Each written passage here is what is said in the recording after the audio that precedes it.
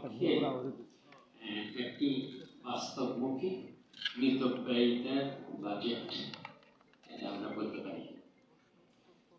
একটা লক্ষ্য করবেন যে এই বাজেটটা একটা ধারাবাহিক প্রক্রিয়া। আমরা মাঝখানে হঠাৎ করে 1 বছর 1.5 বছরের জন্য এসেছি।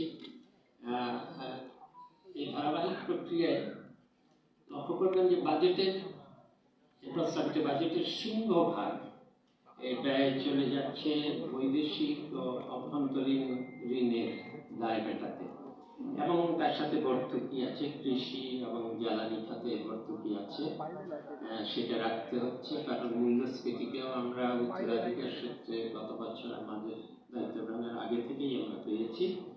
কিছু কিছু ক্ষেত্রে দেখবেন যে জ্বালানিতে বিদেশিদের পাওনা পুরোটা আমরা পরিশোধ করে দিয়ে এখন অন্তত স্থিতি অবস্থায় এসেছি। জ্বালানি উপদেষ্টা আছেন, তিনি ভালো বলতে পারবেন।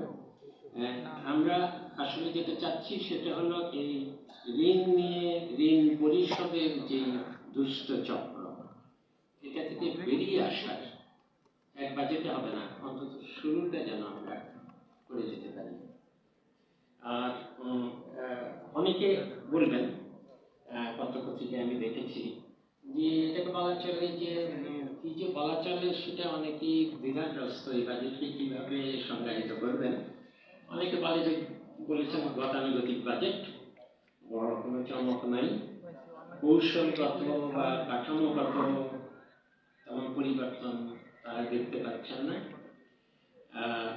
যেটা তারা অন্তর্বর্তী সরকার যেটা বৈষম্যমুক্ত বাংলাদেশের প্রতিশ্রুতি নিয়ে এসেছে সেখান থেকে প্রত্যাশা করা হচ্ছিল, যেমন শিক্ষা, স্বাস্থ্য, সামাজিক সুরক্ষার ব্যয় বরাদ্দ, এগুলো থেকে তাড়ানো হয়েছে। বৈষম্য কমানো, এগুলোর জন্য আসলেই কি কিছু করেছি কিনা এই বাজেটে করা প্রতিফলিত হয়েছে কিনা সংখ্যাগুলোর মধ্যে, এটা বুঝতে হবে যে বাজেট একটা চলমান প্রক্রিয়া, এটা শূন্য থেকে শুরু হয় না।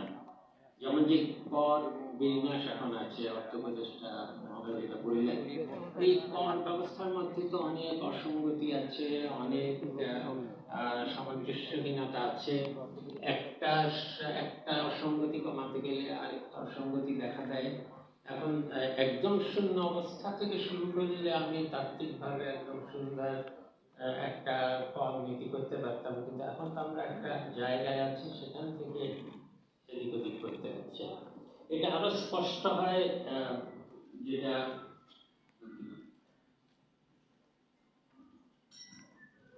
যে আমাদের যদি উন্নয়ন বাজেটের দিকে তাকাই, কারণ বলা হচ্ছে যে আমরা নতুন কৌশলগতভাবে কি করলাম। এখন কথা হলো যে এই সমাপ্ত প্রায় অর্থ বছর এবং প্রস্তাবিত আগামী অর্থ বছরের বাজেটে যে উন্নয়ন প্রকল্পগুলো আমাদের বাস্তবায়ন করতে হচ্ছে, সেগুলোর প্রায় সবই পূর্ববর্তী সরকারের নেয়া প্রকল্প। আমরা এটা হলো এবং চলমান প্রকল্পগুলো। এর কারণ হলো যে এগুলোর অধিকাংশই স্বাভাবিকভাবেই রাজনৈতিক বিবেচনায় অত্যধিক সংখ্যায় এইসব প্রকল্প আছে। এত বেশি সংখ্যক প্রকল্পের এমনকি সে সময় অর্থ সংস্থানও বিবেচনা করা হয়নি। দুর্লভ